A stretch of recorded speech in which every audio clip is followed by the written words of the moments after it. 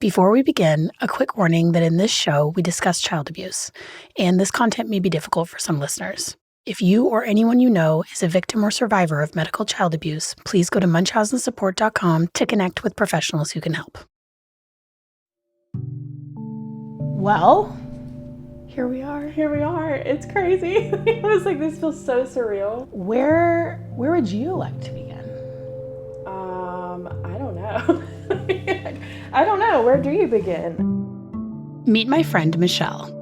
Mishelle lives in a small town in Georgia with her husband where she works as a hairdresser. But despite her baby face and ever-changing rainbow hair, Mishelle has the kind of wisdom that can come from surviving a series of unimaginable horrors. Why? Why label me with something I can't overcome? Because you can. Because Mama, please listen. You're asking me to listen to you. Please listen to me. For most of her life, Mishelle has been living under the weight of her family's terrible secrets. A story that only a small group of confidants and licensed professionals have known about. The long and complicated saga of her mother, Lisa McDaniel, is one Mishelle and I have been talking about covering on this podcast for years. Please listen to me. Okay, I will, but here's what I want to say first.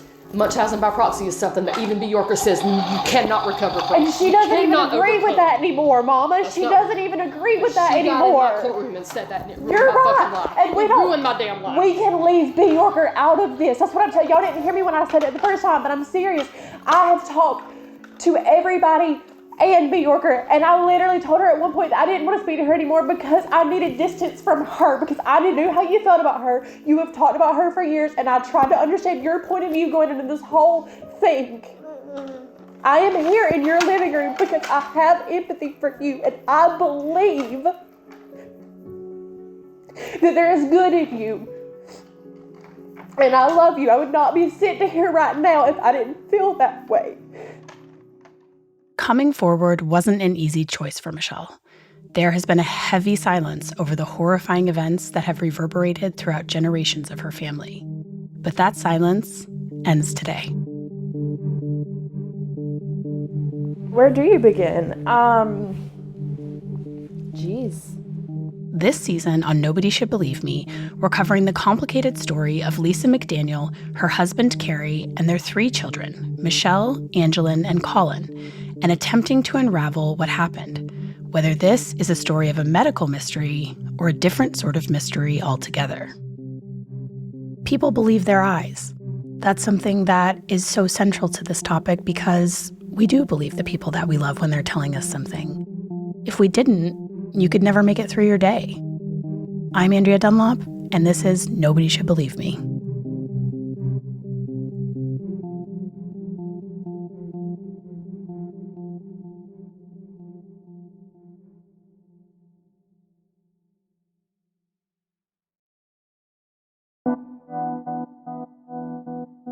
I got home last night and Brent's like, so how are you feeling? And I was like, I'm so nervous. Yeah, I think it's really normal to be nervous. Mishelle and I first met when we were part of the pilot support group for Munchausen Support, the nonprofit organization that I founded in 2021. These days, my mentor, B. Yorker, a professor emerita and longtime psychiatric nurse, is the sitting president. I still serve on the board, and Mishelle is getting involved in the work as well. B has been devoted to this cause for decades, and she's the one who brought Mishelle and I together. Mishelle and B reconnected many years after the events that first brought B into the McDaniels' lives. You and I talked a little bit about things when I first contacted you, and that was 2019, I believe, after we found the records. Yes, I believe that's how I first even learned that your sister was still alive, that you were okay, and I gave the nurse, the NICU nurse, my email information, and I said I would love to hear from both of the girls. What do you hope for with Mishelle coming forward with her story publicly, really for the first time? What do you hope that can accomplish? What I hope is that when the general public and when child abuse professionals hear from somebody's lived experience, that it is so much more impactful than reading data in a book. So I want you to be able to share your emotional reactions to your journey of coming to this place where now, you're, oh my gosh, you're just blossoming and you're resilient and you're amazing. And it's not because you had a safe childhood. You proud of Mishelle? Oh my gosh, I'm so proud. So proud. Most of what can readily be found online about Michelle's mom and the woman at the center of this season, Lisa McDaniel, relates to her work as the Director of Patient Advocacy for a nonprofit called the Guthy Jackson Foundation. How are y'all doing? Did y'all enjoy our breakout sessions today? I encourage you to call up your primary care physician. Use your family and friends who may work at medical offices. Ask for referrals. Get out there, knock on doors, and don't give up until you get someone who will let you in their office to tell them more about NMO. You do not have to be a public speaker. You just have to be able to talk to your doctor, talk to their staff, and just share your story. Because as Christine just told you, she has a story. But guess what? Each one of us in this room have our own story. That's Lisa McDaniel presenting at the Guthy Jackson Foundation's NMO Patient Day. NMO, or Neuromyelitis Optica, is a rare autoimmune disease. Lisa is in her mid-50s with a youthful round face and the red hair that she passed along to her 3 children. You'd never know from her carefully crafted public image that Lisa has done jail time for child abuse. Rather, her image centers on her advocacy around NMO and her work at the foundation. Work which, as it says in her bio, was informed by her own experiences as a caregiver for her son. My son Collin was 5 years old when he had his first symptom of vision loss in 2007. We're going to go in here and get some stuff we talked about done, okay? Or they're going to take pictures and see how the blood works in your body, okay? Collin's always been healthy, never had problems. He just lost his vision completely in about 2 days. We ended up coming to Birmingham, Alabama, to the Center for Pediatric Onset Demyelinating Diseases and saw Dr. Jane Ness there.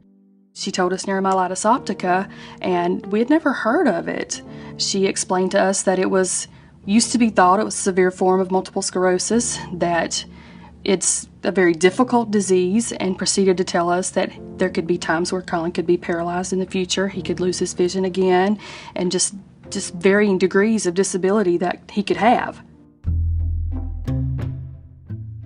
This video begins with a shot of Lisa and her husband Carey walking their son Collin down a hospital hallway in a wheelchair, then cuts to a professionally shot interview of Lisa in a leopard print blazer and a statement necklace. Dr. Ness wants to talk to you, babe. I gotta do a couple of things. I'm gonna do it as quick as I can, but I gotta look in your eyes, okay? I know you feel awful. The other voice you hear in this clip is Dr. Jane Ness, the pediatric neurologist who diagnosed Lisa's son Collin with NMO. The picture Lisa presents online is of a gentle, soft-spoken Southern mom whose mighty struggles as the mother of a sick child led to her career as a dedicated advocate for other families. But nothing about Lisa is what it seems. Lisa McDaniel has worked very hard to bury her past. But that's the thing about the truth. You can spin it, you can push it down, but it has a way of catching up to you. A life built on lies just isn't very durable. Because sooner or later, someone might come along and put all the pieces together. I don't know how this is going to land, and I know you're probably not going to understand it. I've been in some support groups for probably 2 or 3 years, and a really close friend of mine runs a podcast, and she asked me to go on her podcast and kind of talk about everything that we grew up with, and I agreed to do it. I hope that it will be an opportunity to kind of air some things out and heal from a lot of things that I still don't have answers to. I know there's been some things, and it's not all old stuff for me, but I just wanted to let you know before any of it came out or happened, because I do love you and I do have respect for you, and I didn't want it to just be out there and you find it. somewhere and have that. So did you give any consideration to what this is going to do to Angellyn's life, to your daddy's life, to my life? This is Mishelle talking with her mother, Lisa. I have 1,000%. Because you could literally be taking away our income and everything. You could literally be ruining everything that we've worked hard for, that I've tried to overcome and work hard for after all these years. You can literally take our whole entire life away. Do you not understand that? Well, I'm not here to hurt you. Feels that way. I'm not. Because you've always been very rebellious your whole entire life. Mama. All I'm asking is some accountability. Nobody is irredeemable. I mean, what do you want? Access to all my medical records? Like, No, I don't. I don't know, Mama. But I don't believe you, and I don't trust you. And if you're, and it if doesn't matter what I say, you're not going to believe it. I've been gaslit my whole life by anybody and everybody. Things still don't make sense to me. They're never going to, Mishelle. Don't, because you have lied to us. Yeah, I have. I mean, just like you lied to me, he's lied to us, she's lied to us. You're right. I have lied to you, but I have not lied to you to that point, and that is not the same thing. Lying is Like, a lie. I understand a lie is a lie, but a lie is very different when you are causing yourself direct harm or causing the children in your life direct harm. I did. I exaggerated it. Does that mean it's much housing by proxy? Maybe it does, maybe it doesn't. But here's the thing. Why label me with something? Why? Why label me with something I can't overcome? Because you can. Because, Mama, please listen. You're asking me to listen to you. Please listen to me. The story we're covering this season gets at many of the core questions of this show. How do you cope with the truth when the truth is unfathomable? Can dragging long hidden horrors into the light help us heal, bring us peace, even maybe reconcile with those who've harmed us? Or are there things that, even for the most compassionate among us, simply can't be forgiven?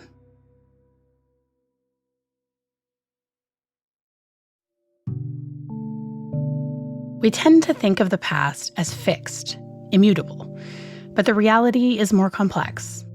Our history with our own parents shifts as we get older and reach new milestones. As we become ages, we actually remember them being. And particularly if we become parents ourselves, everything about our family of origin suddenly appears in a new light. I've learned this is an especially dramatic process for people like Mishelle, whose childhoods were traumatic, whose memories buried themselves out of self-protection.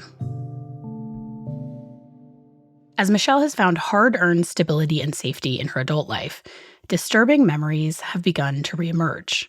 She has questions about what happened to her and her siblings, and leaving them unanswered has become unbearable. So, we got to work looking for the truth in the small rural town where we lay our scene, Hazlehurst, Georgia. We had a Walmart and a Huddle House. Okay, and what is a Huddle House? Because we do not have Huddle House in the north, no. I've heard a lot about Hazelhurst, the town where generations of McDaniels were born and raised. It's a sleepy, rural town 3 hours outside Atlanta. Now, it was time to see it for myself. Do you know what a Waffle House is? I just learned. I mean, I know what a Waffle House, but I didn't really know the brand. I had to really explain a Waffle House last night when we were driving. So. Yeah. That is my producer, Myrriah, who was also raised in the South, and Mishelle, enjoying me being a fish out of water, as we chatted in a hotel room in the quaint little college town of Valdosta, where Mishelle now lives. I also discovered the uniquely Southern miracle that is Buc-ee's on this trip. So it was quite the cultural exchange. These are just not things we have in the North. Wow. And then I was trying to sing her the Jonas Brothers song, and she was like, I don't know what you're talking about. The Waffle House. Yeah. We're gonna work it out. Yeah. I was like, no. She's like, I know. She's like, I don't listen to Jonas Brothers. And I was like, I don't listen to Jonas Brothers either. But it's just how could you on the miss radio. this? This is everywhere. So Huddle It's House just is like, a it's Huddle just House like is a a- Waffle House. It's Okay, like a Waffle well, House, here's Waffle the House thing. adjacent. Don't say that in the South because you'll get in trouble. But I personally believe that a Huddle House is just a better Waffle House. However, that is probably the most controversial thing I will say on this podcast.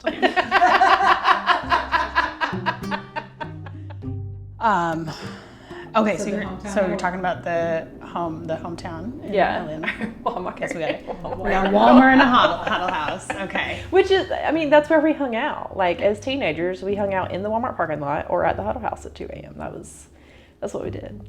And that's why we had babies so young. Because there's nothing to do. Yeah, there was nothing else to do. the cops would get mad and run us off from Walmart, and then where else are you gonna go? You went home and had babies. I don't know. I don't remember where I was going with that. The next morning, we make the drive out to the town where both Mishelle and her mother, Lisa, grew up. Hazlehurst is in rural South Georgia, and we head there on a bright, chilly winter day. There are few signs of life between Valdosta and Hazlehurst. Mostly, it's long stretches of beautiful country roads. On the day we drive there, there's sunlight sifting through the rows and rows of white pine, many of them bent at tortured angles following the devastation of Hurricane Helene. Yeah, I feel like there's the stop sign. There is like I think there's gonna be a good just little moment of like Hazlehurst, Georgia is known for. Well, there was a murder. This murder. American Idol star and 90 Day Fiancé. Angela from 90 Day Fiancé. That wraps it up. Remote as it is, I'm not the first true crime podcaster to come through Hazlehurst. In 2021, Fox Hunter covered the murder of Rhonda Sue Coleman, a girl in Lisa McDaniel's high school class who was killed just before they graduated. Mishelle is also 1 degree away from another famous Hazlehurst native, Will Mosley, the 2024 American Idol runner-up, who is her husband's brother. They don't have any known connection, however, to the woman who is perhaps Hazlehurst's most famous resident, the truly iconic Angela from 90 Day Fiancé. We're done. Angela, sit. Angela, chill down and respect us, please. I'm his elder. He's an idiot. You think it's funny, Michael? As we make our way into town, Mishelle points out landmarks from her past. The turnoff to her granny's house, her mother-in-law's home, and the church where her parents got married. Then, we finally arrive at the pizza joint where we're meeting Michelle's Aunt Sabrina, her mother Lisa's younger sister. Just realized how hungry I was. Hello?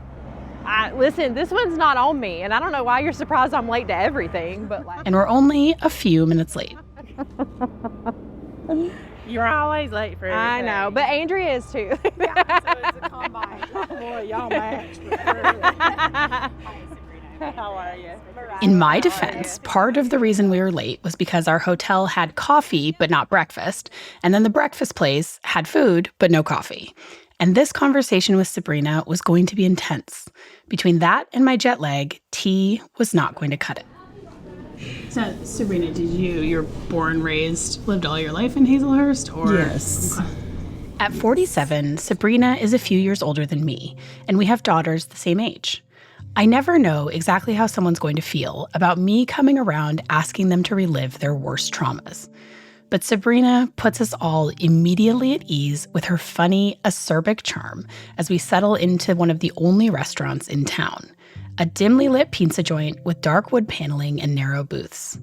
We post up in the empty party room, likely more used to hosting end-of-the-year sports banquets than nosy northerners with podcasts. Sabrina explains how she and her sister Lisa grew up. How would you describe the town? That's loaded.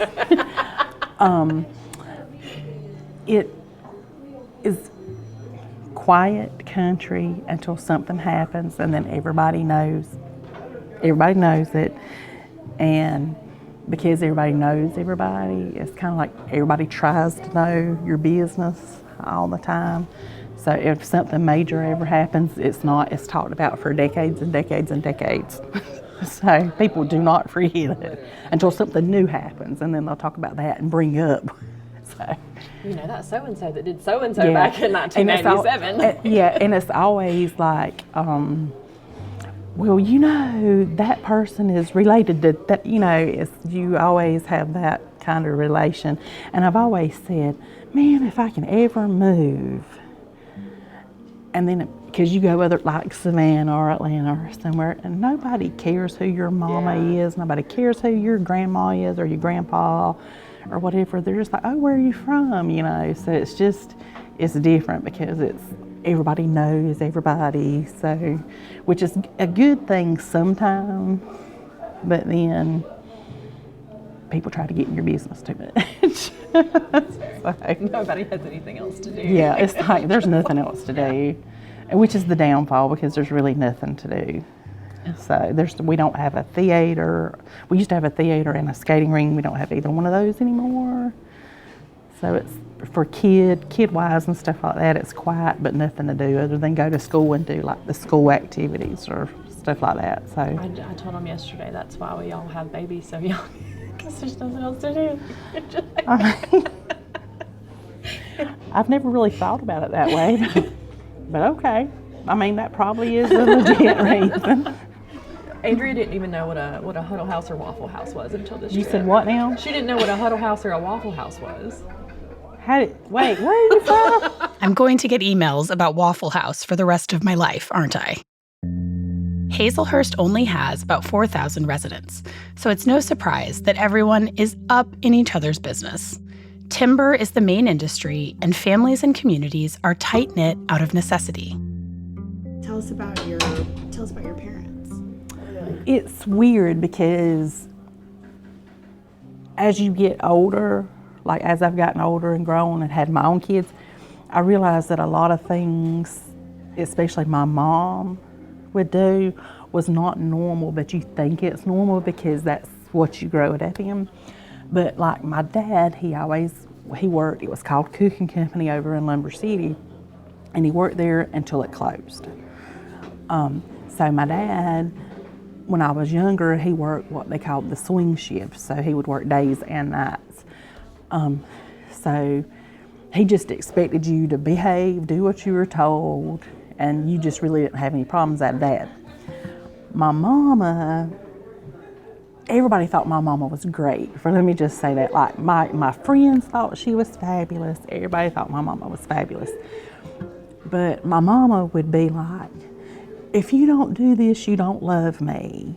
And y'all just don't love me the way you love your daddy, but you don't love me because you don't treat me the same as you treat your daddy. If y'all love me, y'all wouldn't do that. And it would be nothing other than we wouldn't have all the clothes washed, or we wouldn't do the dishes immediately, typical kid things. Well, y'all just don't love me. And like then when you're growing up, you think, okay, that's just normal. Everybody kind of deals with that. But then when you get older, you realize that's not normal at all. Yeah. But like I say, all my friends loved her growing up. They thought, oh, your mama is great. But my mama, I always said my mama had a switch. It was like she was one person when she was around you, and she flipped the switch when your friends were around. Do you think maybe that set up kind of a dynamic where you felt like you had to take care of your mom's feelings? Yes. It definitely was let's tread lightly. Let's not do anything to upset her, because that just made the days even worse. But it was a delicate balance, because looking at it now, I see a lot of Lisa's personality was the same as my mom's. But then it was always a delicate balance. You had to dance around Mom and her feelings, but you had to tiptoe around Lisa too, because Lisa always had a keen way. She could manipulate my mama, just, she could, and she would have my mama convinced that something she did, that I did, or my little sister did. And so when my daddy came home, it was like, well, what did you do that for? And I'm like, but I didn't. I didn't do it at all, but it was just, you always had to just tread the water, tread the water, tread the water.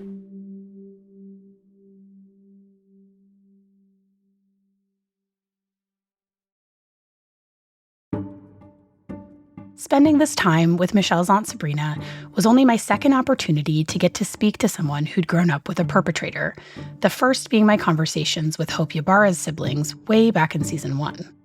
The sisters' history is lengthy and dark, and though they're not fully estranged, their relationship seems unlikely to survive Sabrina's decision to be with me today. Because Lisa's child abuse conviction more than 20 years ago, that's just the beginning of this story. And did you have any health issues growing up? Who? Lisa. No. Well, when she got to be maybe 14 or 15, and maybe it was 16, she went through the trying to make herself throw up stage. Yeah. And my daddy really got upset and got aggravated with her and kind of got in her face about it, and so she kind of quit doing it. So I think it was more of I'm just going to do it to see the attention I can get off of it, because she loved some attention. Like, can you think of sort of some other examples of stuff that really struck you as like her trying to get attention? She did a lot. She would just do random things. We were at one of my dad's friend's house. Their phone rang, and it was Lisa. And she's like, somebody threw a brick through the window.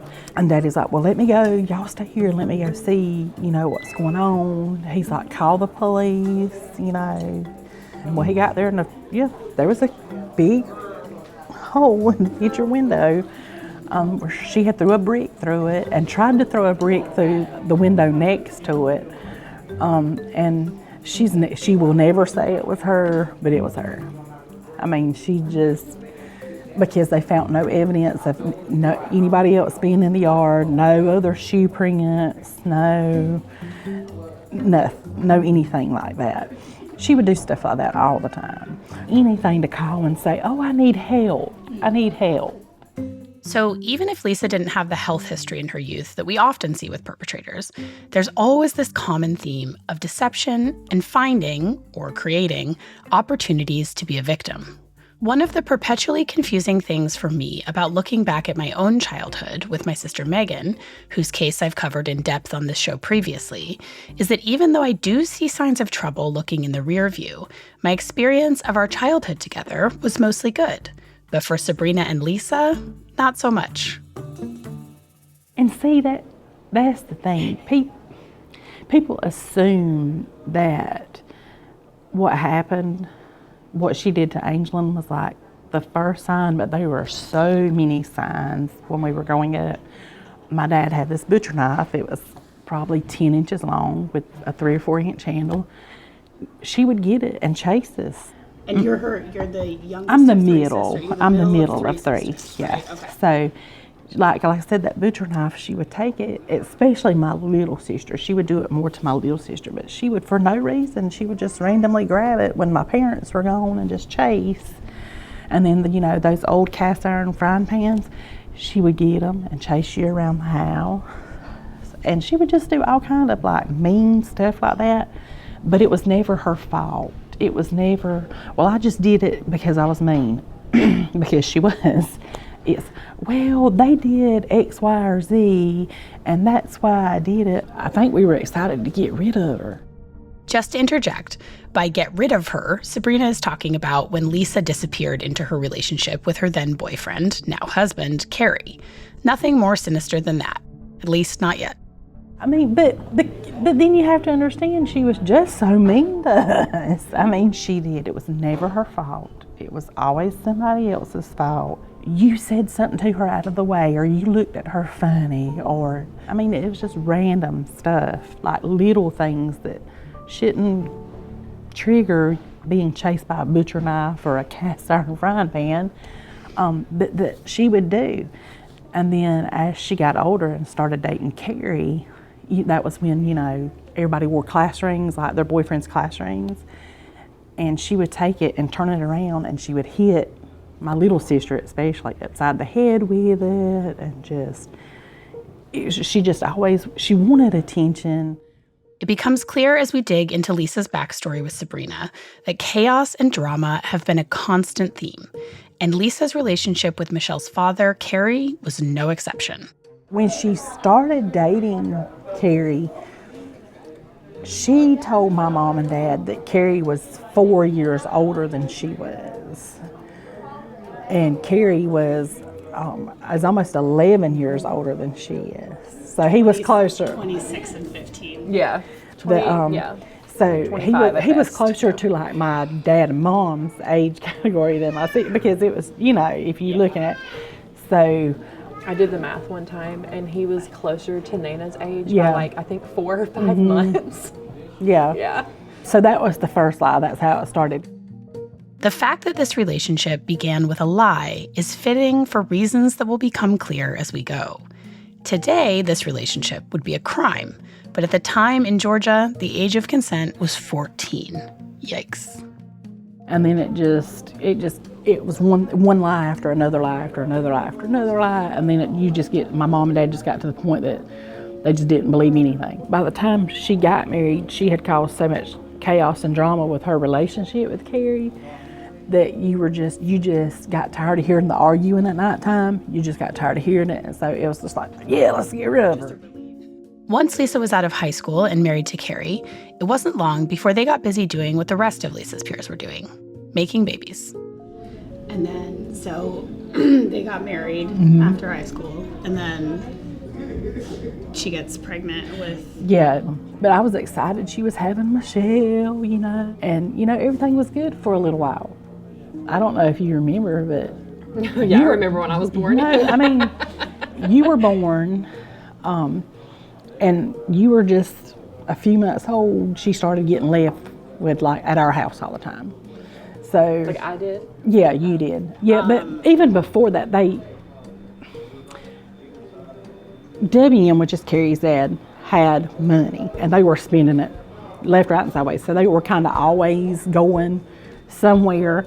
When she got pregnant with Mishelle, that brought her a lot of attention, And so she was good to stay at home for a little while because, it got her so much attention, And then when Mishelle got a few months old, it was like, okay, the attention kind of faded away. So it was like, okay. And of course, she's a baby. Everybody wants to keep a baby. Yes, we liked you because you were a baby and kid. There is always a pattern of troubling behavior that precedes Munchausen by proxy abuse. And that's why these narratives from family members are so crucial. They were there for all of the foreshadowing. But there is the question of why and how pregnancy and motherhood kicks this into high gear. My kids are 6 and 2, so I've been through this period of my life pretty recently. In the best case scenario, pregnancy and having a brand new baby aren't crisis situations in and of themselves, but they command a similar sort of all-hands-on-deck attention, especially on your first one. People send food and gifts and go out of their way to come and meet and hold your precious little potato. So it's easy to see why this could kick attention-seeking behaviors into high gear. And after this period of attention ended, Lisa didn't seem to have much attachment to or interest in little baby Mishelle. She was at our house so much, she called me Mama before she called her Mama. Is that real? Are you making that I'm dead up? serious. I'm dead serious. You started saying Mama one day at Mama. Well, I wasn't married then. I was still living at home. And it was she was calling me Mama. And I'm like, hey, I love you, but I'm not your mama. Because you're a teenager. Yeah, I'm a teenager. So I'm like, I love you, but I'm not your mama. Yeah, most of the time when we got her, they would drop her off on the weekend, I guess when he would be off. And she would stay 3 or 4 days, and they would come get her, and then when the weekend comes, she'd stay 3 or 4 days, and they'd come back. I don't know. Lisa really never worked. Like, how was Lisa as a mom in that time period? Well, it's kind of hard to say because when Mishelle was first born and was a baby, she seemed to be attentive and everything, but then she started, leaving her at everybody else's house. So I would say, part-time mom, maybe. I mean, for lack of better, because it was just hard to get that feel because she was always at our house or at W and Bernice's house. So she was never really around parenting her. I mean, like I say, it's hard to kind of gauge what kind of parent she was because she always left her. And then I got pregnant with my oldest one, and she was born in 96. She was born in October of 96, but when I got pregnant with her, of course, you get a lot of attention when you announce you're pregnant and everything. And you could just tell in Lisa's face and how she acted that she could not stand it. She absolutely hated it. She could not stand it. And just how dare you take any spotlight away from her, which of course was not my intent. Then the next thing we know, she was pregnant with Angellyn. Fabulous, I was happy for her. Who wouldn't, be happy for somebody, having a child if that's what they want to do. My oldest was born in October, and then right after that, it was one thing after another. I fell down the doorsteps. I need to go to the ER. I fell down the doorsteps again. I've called the ambulance. Just all kind of little things like that. And the reality is she never fell down the doorsteps. She threw herself down the doorsteps one time. The reason why I think she threw herself down the doorsteps is because the way they said she landed right with the edge of the doorstep right directly in her stomach. Anyway, that triggered the whole series of events with Angellyn coming early. She fell and she went into labor. She got pregnant on purpose as a way to get attention for herself, but I don't know that she ever really planned on actually the baby surviving, if that makes sense what I'm saying. This insinuation that Lisa got pregnant with Michelle's little sister Angellyn and then interfered with that pregnancy to draw attention to herself might sound shocking, but to me, it's all too familiar. Fake pregnancies followed by fake dramatic miscarriages, along with real pregnancies followed by induced obstetrical complications and premature births, are absolutely textbook in these cases. The timing of my older sister's pregnancy hoax is a good example of this. It came right in the middle of a falling out with my parents after she had committed check fraud, which, for the record, they did bail her out of. And it also came right on the heels of her boyfriend breaking up with her after discovering she'd been abusive with his son. Most people would never use it, but a pregnancy can be a pretty powerful trump card. And Lisa was a master at dragging people into her warped version of reality. When you get so good at telling a lie, she has an uncanny ability to make people believe, well, not us anymore, but she can make people believe just about anything she wants them to, about anybody. And it's, how do you get that dark? Like, how do you, I don't understand how people cannot see the true color she is. It's a never-ending cycle. It's one thing after another, and I hardly ever communicate with her because it's just every time you do, you're just waiting on that knife to get twisted a little bit further and a little bit further.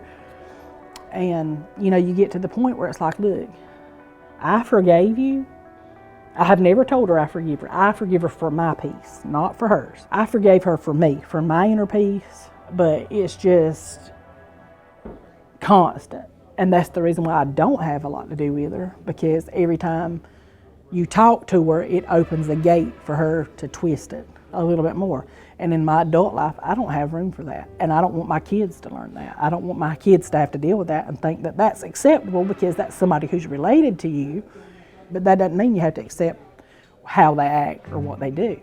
She's my sister. Do I love her? Yes. But I love her from a distance because I don't have to accept her in my life. Making a show like this, you have to watch out for people who want to settle a score or punish someone who's harmed them. It's too precarious of a place to be in when you're taking the vulnerable step of sharing something like this. I sympathize deeply with people who want to make abusers pay, but we just don't do revenge journeys here on this show. We look for the truth and we tell it. What happens next isn't really up to me. I look for people who really share the ethos of this show, which is about bringing this abuse to light, about protecting kids, and educating those who we've trusted to do so. It's why I knew that despite how harrowing this particular case is, Mishelle was up for the challenge. I've watched her wrestle with the decision to go public. I've watched her interrogate her own motives, and that's why I'm so sure they're the right ones. I'm sitting here outside on the balcony in San Diego preparing for a conference on Munchausen by proxy and being able to speak. I know that I've really struggled with doing this because my mom does this. My mom travels and she talks to doctors and she gives presentations. She's given presentations here in San Diego. And I've been so nervous and worried, does that make me like her? I'm sitting here and just kind of hits me that this is not built on lies for me. This is not built on manipulation. I just told the truth. Lisa McDaniel would like you to believe that the version of her found online is the real her. The Lisa who has, according to the Guthy Jackson Foundation's website, educated more than 50,000 people on her son's rare disorder. My name's Lisa McDaniel. I think I know most of you. What I do is I go out and I talk to doctors and hospitals, really anybody who wants to listen to me and my Southern charm. So the way I started was with my son's pediatrician. Told her what I was wanting to do because, as you guys know, sometimes our doctors don't know. What I normally do is start with a personal story. Make it personal. You need to get their attention because you want to make sure they understand your disease. I always start off with a little story about Collin. You can pick your own story. Grab their attention right away. That's the easiest way to make sure they're hearing and listening to you. It's very simple and very easy to do. Any questions? Well, since you asked, Lisa, actually, I do have a few questions for you.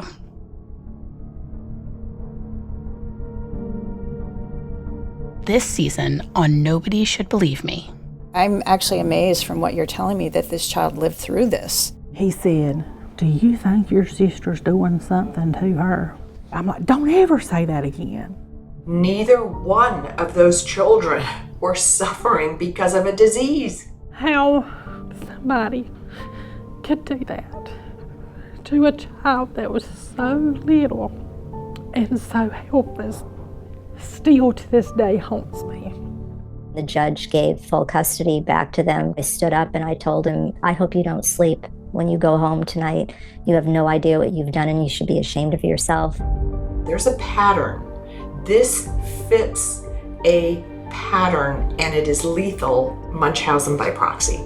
The longer it sits with me and the more I think about all these things that doctor said, the more I am so pissed off. As a caregiver, you pour yourself into advocacy and helping other people. That's who I am at heart, as a helper. My mother tortured my brother, and these doctors and this hospital went along with it, and they co-signed on it, and they helped her torture him.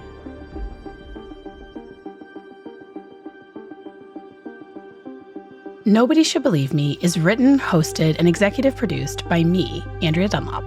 Our supervising producer is Myrriah Gossett. Our senior producer is Taj Easton. Assistant editor and associate producer is Greta Stromquist. Research and fact-checking by Aaron Ajayi. Engineering and mixing by Robin Edgar. And administrative producing by Nola Carmouche. Music provided by Blue Dot Sessions, SoundSnap, and Slipstream Media. Special thanks to Mishelle Roberts, Aunt Sabrina, and the fine folks at Village Pizza in Hazlehurst for letting us monopolize their party room for many hours.